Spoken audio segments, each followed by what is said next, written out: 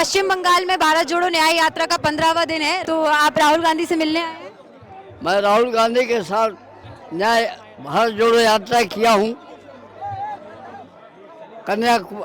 कश्मीर तक, मध्य प्रदेश से। और अब न्याय यात्रा में मैं इम्फाल से चल रहा हूँ, जो मैं महाराष्ट्र पहुँचूँगा। तो आप पूरी यात्रा में तब भी साथ थे और अब आप न्याय की लड़ाई में भी न्याय की लड़ाई में भी मैं भारत जोड़ो यात्रा में भी पूरा साथ दिया हूँ, और अब इस न्याय यात्रा में भी इम्फाल से लेकर महाराष्ट्र तक मैं पूरा यात्रा करूँगा। मैं इस 90 वर्ष की अवस्था में और इन सब के राहुल गांधी के उत्साह को बढ़ाते हुए, ऊर्जा प्रदान करते हुए कि हमारे नबीबकों में एक शक्ति प्रदान हो, इसलिए मैं अपने नैतिकता को लेकर के वो पूरी यात्रा करूँगा। जैसा कि आपने कहा आपकी आयु 90 वर्ष की हो गई है, तो तकलीफ नहीं होती, इतना ज़्यादा यात्रा चलती है इधर उधर ट्रैवल?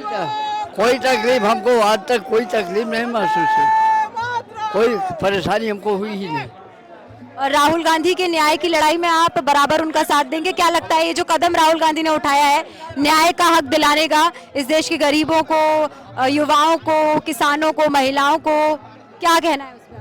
मेरा तो कहना ये है कि राहुल गांधी जो काम कर रहे हैं वो देश के नबीबकों, देश के भविष्य के लिए सबसे हितकर है, इसलिए कि न्याय और जो अन्याय हो रहा है उसके खिलाफ जो ये भ्रष्टाचार किया जा रहा है, शिक्षा समाप्त की जा रही है, और नबीबकों के साथ अन्याय हो रहा है, युवतियों के साथ अन्याय हो रहा है, हमारी नारी जगत परेशान है।